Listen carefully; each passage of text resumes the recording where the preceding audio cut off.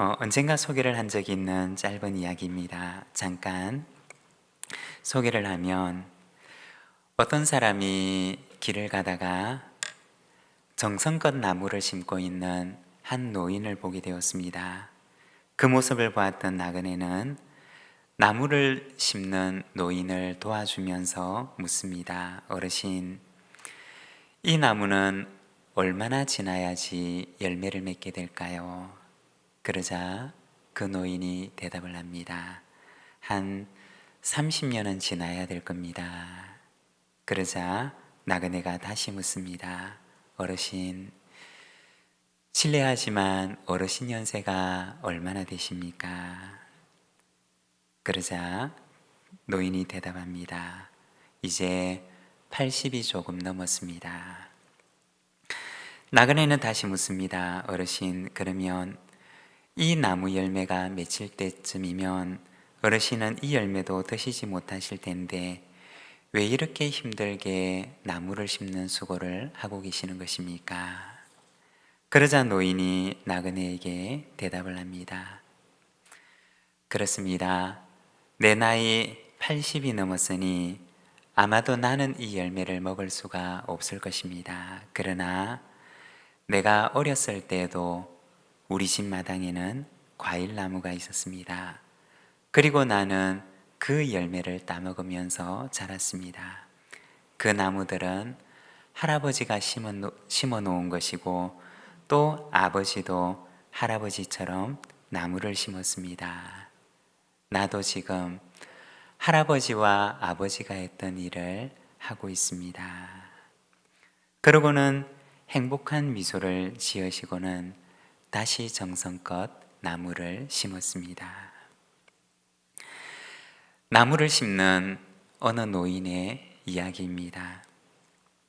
비록 자신은 그 심은 나무의 열매를 먹을 수가 없지만 그러나 이 노인의 가슴 속에는 언젠가 이 나무 열매를 먹고 자랄 후손들을 생각하면서 기쁨으로 그 고단한 수고를 이기면서 정성껏 나무를 심고 있었던 것입니다. 그렇습니다.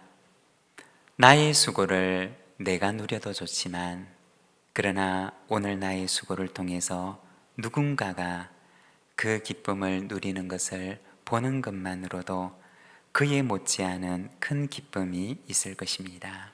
여러분, 이와 같은 기쁨이 저와 여러분 가운데도 그리고 우리의 가정과 교회 가운데도 충만하게 되기를 소망합니다. 오늘은 우리가 대림절 넷째 주일을 맞이해서 교회의 기다림, 기쁨과 겸손으로 라는 제목을 가지고 우리가 말씀을 함께 묵상하고자 합니다. 대림절이라고 하는 절기는 기다림의 절기입니다. 성경에 보면 참 많은 기다림의 이야기들, 기다렸던 사람들의 이야기를 들려줍니다. 멀리서 메시아를 기다리며 예언을 했던 많은 선지자들의 이야기를 우리에게 들려주고 그리고 이스라엘의 위로를 기다리면서 그리스도를 보기 전에는 죽지 않을 것이다 라고 하는 성령의 지시를 받고 성전에서 아기 예수님을 만나기를 기다렸고 그리고 또 만나서 축복하였던 시몬의 이야기를 우리는 보게 됩니다. 그리고 성전을 떠나지 않고 금식하며 기도하다가 아기 예수님을 만나고 이스라엘을 속량할 자를 만났다는 그 기쁜 소식을 전했던 나이 많은 여선지자 안나의 이야기를 우리는 성경을 통해서 또한 보게 됩니다. 성경에서는 이와 같이 기다림의 사람들 그리고 기다리는 이야기들을 우리에게 보여줍니다. 이들과 같이 오늘 우리가 본문에서 읽었던 이 세례 요한도 역시 기다림의 사람이었습니다. 하나님의 나라가 오기를 기다렸던 사람이었고 그리스도가 오기를 기다리며 자신을 부르신 부름의 소명을 잘 감당했던 사람이었습니다. 오늘은 우리가 요한복음 3장 말씀을 통해서 하나님 나라를 기다렸던 기다림의 사람 세례 요한의 모습을 우리가 잠시 보기를 원하는데, 오늘 우리가 읽었던 이 본문의 말씀의 배경에 대해서 잠깐 말씀을 나누면, 이 시간적인 배경은 성경을 연구하는 학자들에 따르면 예수님의 공생의 2년 차에 해당되는 시기였다고 이야기를 합니다. 오늘 우리가 읽었던 본문 말씀 바로 앞에 요한복음 2장에 보면 예수님께서 6월절에 성전에 들어가셔서 성전을 정결하게 하시는 사건이 나옵니다. 그리고 오늘 본문 말씀 바로 다음에 나오는 요한복음 4장에 보면 예수님께서 다시 갈릴리로 돌아가십니다. 6월절에 예루살렘에서 보내시고, 그리고 6월절을 마치고 나서 얼마 지나지 않아 다시 갈릴리로 가셔서 사역을 하셨던 것입니다. 오늘 우리가 읽었던 이 말씀은 예수님께서 갈릴리로 돌아가시기 전에 예루살렘 근처에 있는 유대 지방에 머물러 있으셨을 때 그 기간 동안에 일어난 일이었습니다. 그리고 공간적으로는 22절과 23절의 말씀을 보면, 그 후에 예수께서 제자들과 유대 땅으로 가서 거기 함께 유하시며 세례를 베푸시더라. 요한도 살렘 가까운 에논에서 세례를 베푸니 거기 물이 많음이라. 그러므로 사람들이 와서 세례를 받더라. 이 공간적인 배경을 보게 되면 예수님께서는 예루살렘 근처에 있는 유대 시골 마을에 제자들과 함께 머물러 계셨습니다. 그리고 세례 요한은 살렘 가까운 에논에서 세례를 베풀었다라고 이야기를 합니다. 이 에논이라고 하는 말은 우물들이라고 하는 뜻을 지닌 지명입니다. 세례 요한이 했던 주된 사역들이 세례를 주는 사역이었기 때문에 세례 요한은 주로 물들이 있는 곳을 따라가면서 이 세례를 주는 사역을 감당해 왔습니다. 예수님께서 계셨던 그 유대 시골 마을과 그리고 세례 요한이 사역을 냈던 이 살렘 가까운 에논이라고 하는 곳은 서로 그리 멀지 않은 곳에 위치해 있었습니다. 아마도 세례 요한도 그리고 예수님도 서로에 대한 소식들을 주고받고 그리고 알고 계셨을 것입니다. 멀리서나마 예수님의 소식을 듣고 있었던 요한은 어떤 마음을 가지고 주님의 이야기들을 듣고 또 어떤 마음을 가지고 하나님의 나라를 기다리고 있었던 것일까요? 오늘은 우리가 이 본문 말씀을 통해서 잠시 이 질문을 가지고 말씀을 함께 묵상하고자 합니다. 먼저 첫 번째는 덜러리의 기쁨으로 세례 요한은 하나님의 나라를 기다립니다. 29절의 말씀을 우리가 함께 봉독하겠습니다. 신부를 취하는 자는 신랑이나 서서 신랑의 음성을 듣는 친구가 크게 기뻐하나니 나는 이러한 기쁨으로 충만하였노라. 아멘. 우리가 말씀을 보게 되면 오늘 우리가 읽었던 이 말씀에는 세례 요한의 제자들의 이야기가 등장하는데, 요한이 사역을 했던 곳과 그리고 예수님께서 제자들과 함께 있었던 곳은 멀지 않은 곳이어서 서로에 대한 소식들을 간접적으로 들을 수가 있었습니다. 하루는 요한의 제자들이 한 유대인과 변론을 벌이게 됩니다. 그리고 그 내용은 정결 예식에 관한 것이었다라고 이야기를 합니다. 세례 요한의 사역은 아무래도 구약의 전통 속에 있는 사역이었습니다. 아마도 요한의 세례가 가지고 있는 이 정결이라고 하는 의미, 세례가 가진 정결의 의미에 대해서 어떤 사람과 함께 변론하고 있었던 것으로 여겨집니다. 그런데 그 논쟁 중에 예수님에 관한 이야기가 등장했던 것입니다. 요한복음 4장 2절에 보면 여기에 대해서 언급을 하고 있는데, 예수께서 친히 세례를 베푸신 것이 아니요 제자들이 베푼 것이라고 말씀을 합니다. 예수님을 따랐던 초기 제자들은 세례 요한의 소개를 받고서 예수님을 따르게 된 사람들이 다분히 있었습니다. 그래서 그들은 예수님을 따라다니면서도 요한에게 배웠던 그 관습을 따라서 예수님에게 오는 사람들에게 세례를 베풀었던 것입니다. 그리고 이와 같은 일은 예수님의 허락하에서 이루어지고 있었습니다. 그런데 요한의 제자들과 논쟁을 하던 이 유대인들이 바로 예수님의 제자들이 베풀고 있는 그 세례에 대해서 이야기를 했던 것입니다. 아마 그 내용 중에 하나는 세례를 받기 위해서 요한에게 오는 사람들보다도 예수님이 있는 곳으로 가는 사람들이 더 많다라고 하는 내용이었을 것입니다. 그리고 그 이야기를 요한의 제자들에게 와서 전하고, 그리고 요한은 그 이야기를 다시 자신의 스승에게 와서 전하게 되는데, 그 제자들은 어떤 마음이었을까요? 아마도 세례 요한의 제자들의 마음은 어떤 위기감을 느꼈던 것으로 여겨집니다. 그리고 그 이야기를 듣고서 자기들의 선생님을 위한 경쟁심이 그들의 마음속에 일어났던 것으로 여겨집니다. 우리 선생님에게 오는 사람들이 더 많아야 되는데 예수님에게 가는 사람들이 더 많아지고 있다는 이야기를 듣고 나서는 이 요한의 제자들의 마음은 편하지 못했던 것입니다. 그리고 또 한편으로는 비교하는 마음과 경쟁하는 마음이 그들의 마음속에 일어났던 것입니다. 그리고 그러한 마음을 제자들은 요한에게 와서 이야기를 합니다.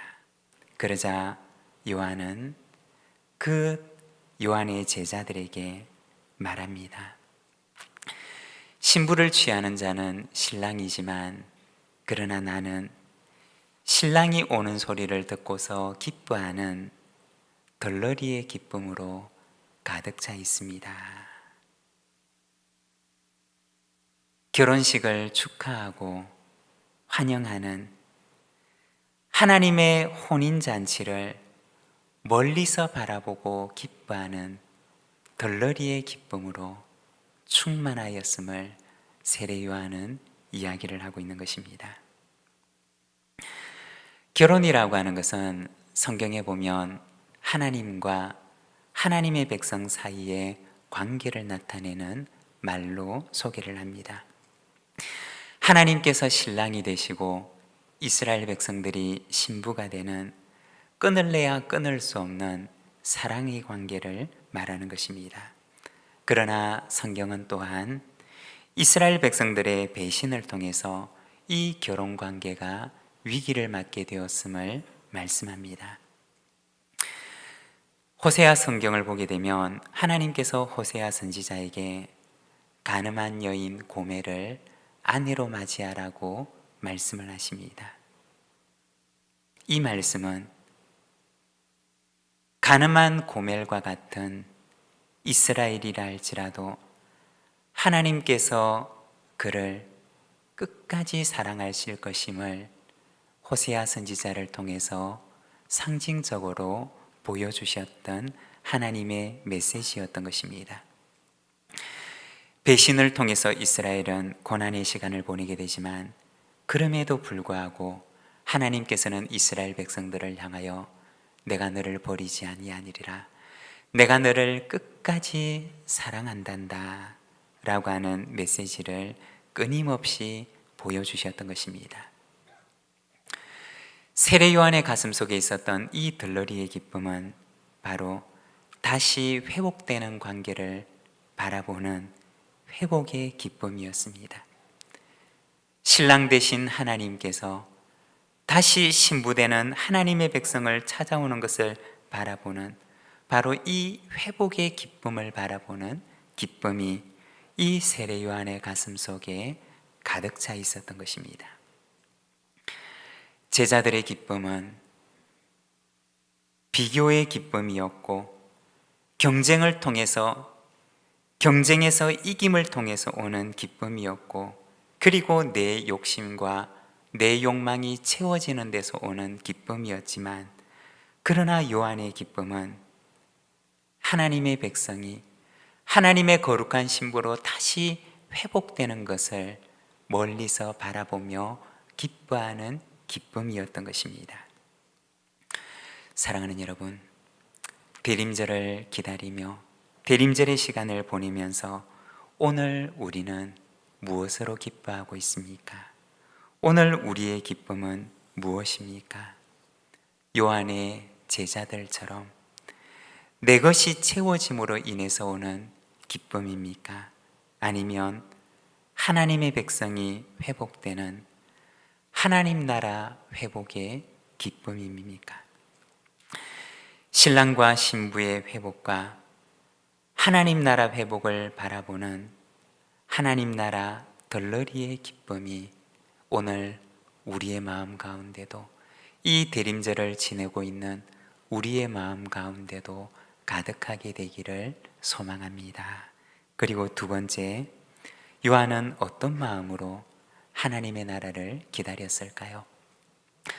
주연을 빛나게 하는 조연의 마음을 가지고 하나님의 나라를 기다립니다. 30절의 말씀을 우리가 함께 봉독하겠습니다. 그는 흥하여야 하겠고 나는 쇠하여야 하리라 하니라. 아멘. 여러분, 이것이 요한의 고백이었고, 또한 이것이 그리스도인의 고백이며, 또한 이것은 오늘날 그리스도를 기다리는 교회의 고백입니다. 언젠가 어떤 분의 말씀을 들은 적이 있습니다. 저는 주연보다는 조연이 좋습니다. 여러분, 그리스도인은 어떤 사람일까요? 그리스도인은 주연이 아니라 조연으로 부름을 받은 사람입니다. 자신이 빛나기 위해서 부름을 받은 사람이 아니라 바로 주연을 빛나게 하기 위해서 조연으로 부름을 받은 사람이 우리 그리스도인이라고 하는 것입니다. 만일에 우리가 이 세례 요한이 조연이 아니라 자신이 주연이 되고자 했다면 어떠하였을까요? 만일 그러하였더라면 이 세례 요한은 예수님을 나타내는 사람이 아니라 예수님을 그 앞에서 가리우는 사람이 되었을 것입니다. 예수님 앞에 서서 예수님께로 안내하는 사람이 아니라 예수님께로 오는 사람들을 자신이 가로막고 서서 자신이 영광을 받고 사람들이 자기에게로 오는 것을 기뻐하는, 오히려 예수님의 영광을 나타내는 사람이 아니라 예수님께로 사람을 안내하는 사람이 아니라 예수님 앞에서 자신이 그들을 가로막는 사람이 되고 말았을 것입니다. 몇 해 전에 부활주일의 즈음에서 우리 교회 마당에 있는 목련꽃을 보면서 짧은 시를 적어서 읽어드렸던 적이 있습니다. 이 목련꽃은 부활절이 오기 전에 피어서 부활절이 오기 전에 지는 꽃입니다. 달빛처럼 환하게 피어서 부활절이 오고 있습니다 라고 하는 소식을 누구보다 환하게 전하고는 정작 부활절이 되었을 때는 자신의 소명을 다하고 노랗게 져버리는 꽃입니다. 부끄럽지만 그 시를 제가 다시 한번 읽어보면, 부활의 아침을 기다리며 한 송이 목련꽃처럼 부활을 위해서라면 주저하지 않고 피어나리이다. 한 송이 목련꽃처럼 부활을 위해서라면 아낌없이 지리이다. 부활의 아침, 밝아오는 기쁨을 위해서라면 내 몸이 다져도 만족하며 기뻐오리이다. 세례 요한을 만일 꽃에 비유한다면 그는 목련꽃과 같은 사람이었습니다. 목련꽃의 기쁨으로 젖어 있는 사람이었습니다. 그리스도만 영광을 받으시기를 바라면서 조연의 기쁨으로 충만한 삶을 살아가다가 자신의 소명을 다하고는 노랗게 목련꽃처럼 떨어지고 말아버린 사람이었습니다. 그러나 멀리서 하나님의 나라를 바라보는 기쁨으로 충만한 사람이었습니다. 세례 요한을 보았던 많은 사람들은 이 요한을 통해서 이 땅에 오시는 그리스도를 볼 수가 있었습니다. 사랑하는 여러분, 우리에게도 하나님의 나라를 기다리는 조연의 기쁨으로 충만하기를 소망합니다. 그리고 우리를 바라보는 사람들마다 내가 아니라 주님을 바라볼 수 있도록 주연이 되시는 주님을 빛내는 한 송이 목련꽃과 같은 삶을 살아가는 저와 여러분의 삶이 되시기를 바랍니다.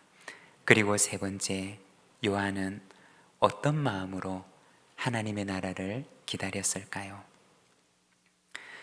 주인의 칭찬을 기다리는 종의 기쁨으로 하나님의 나라를 기다립니다. 요한은 주님을 빛나게 하는 조연의 삶을 살다 갔지만, 그러나 주님께서는 요한을 가리켜서 말씀하십니다. 누가복음 7장 28절의 말씀을 우리가 함께 읽겠습니다. 내가 너희에게 말하노니 여자가 낳은 자 중에 요한보다 큰 자가 없도다. 그러나 하나님의 나라에서는 극히 작은 자라도 그보다 크니라 하시니. 세례 요한은 떨어져 버린 목련꽃처럼 주님만 환하게 빛내고 떠났지만, 그러나 주님께서는 요한에 대해서 말씀하시기를 여인이 낳은 사람 가운데 요한보다 큰 자가 없다고 말씀을 하셨습니다. 예수님께서 오시기 전에 그 구약의 인물들 가운데 가장 큰 자로 요한에 대해서 말씀을 하셨습니다. 사랑하는 여러분, 우리가 주님을 높이는 삶을 살아가면 주님께서 우리를 높여주십니다. 세례 요한은 일평생 주님을 높이는 삶을 살아갔지만, 그러나 주님께서는 이 세례 요한을 칭찬하시면서 여인이 낳은 자 중에 이보다 큰 자가 없다고 말씀을 하셨습니다. 세례 요한은 광야에서 메뚜기와 석청을 먹으면서 그의 젊은 시절을 보냅니다. 때로는 사람들에게 미쳤다는 소리도 들으며 지냅니다. 그리고 나중에는 헤롯의 죄를 지적하다가 목이 잘려서 순교하게 됩니다. 그는 이 세상의 영광과는 아무런 상관이 없는 삶을 살았던 사람이었습니다. 오히려 그가 했던 수고와 노력과 삶에 비해서는 너무나 초라하고 비참한 결말을 맞이했던 사람이었습니다. 그러나 그의 마음 가운데는 오직 하나님의 칭찬만을 기다리는 삶을 살았고, 하나님의 칭찬만으로 족한 줄 알고 자신의 소명을 다하는 삶을 살아갔습니다.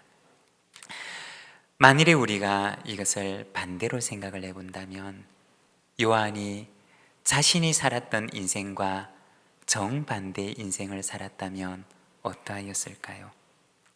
이 땅에서 모든 영광을 누리며 살았지만, 그러나 하나님 나라에 갔을 때 아무런 칭찬도 없고 책망만 있는 삶을 살아갔다면 어떠하였을까요? 오히려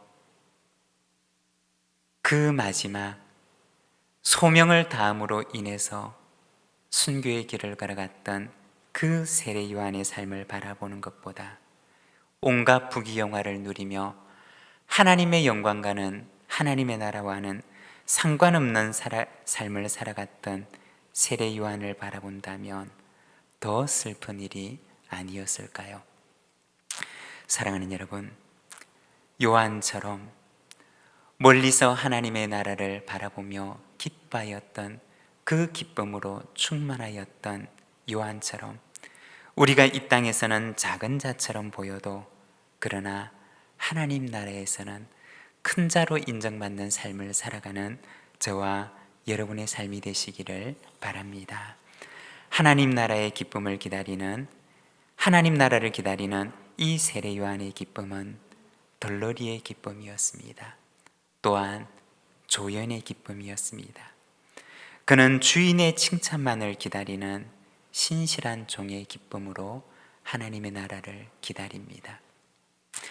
한 그루 위에 나무를 심는 어느 노인처럼 그는 멀리서 하나님의 나라를 바라보는 그 기쁨으로 충만하여 그의 일평생을 기쁨으로 살아가다 하나님 나라로 들어갑니다. 대림절을 맞이하는 오늘 우리에게도 이와 같은 기쁨으로 충만하여서 다시 오실 주님을 기다리는 우리 모든 믿음의 가족들이 되시기를 바랍니다. 우리 시간 함께 기도하기를 원합니다. 오늘 우리에게 주신 말씀을 우리가 함께 묵상하며 하나님 앞에 기도하며 나가겠습니다.